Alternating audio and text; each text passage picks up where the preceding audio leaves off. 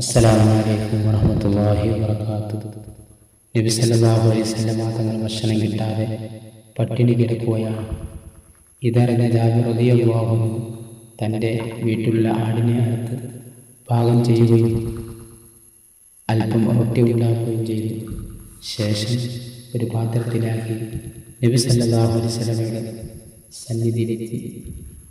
സന്തോഷം നബി സല്ലല്ലാഹു അലൈഹി വസല്ലം തങ്ങൾ അത് സ്വീകരിച്ചു. അനുയായികളെ ആ ഭക്ഷണത്തിലേക്ക് ക്ഷണിച്ചു.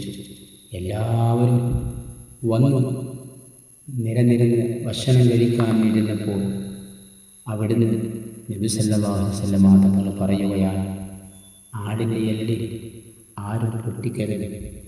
കൽപ്പന പ്രകാരം ആരും എല്ല് പൊട്ടിക്കാതെ അതൊരു ഭാഗത്ത് കൂട്ടിയിട്ട് ഭക്ഷണശേഷം നബി സല്ലല്ലാഹു അലൈഹി വസല്ലം തങ്ങൾ ആരും കേൾക്കാത്ത വിധത്തിൽ എന്തോ പറഞ്ഞുകൊണ്ട് ആ എല്ലിൽ കൂട്ടത്തിൽ തൻ്റെ ശറഫാക്കപ്പെട്ട കൈ വെച്ച് ഉടനെ ചെവി ആട്ടിക്കൊണ്ട് ഒരു ആട് അതിൽ നിന്ന് പുറത്തു വന്നു.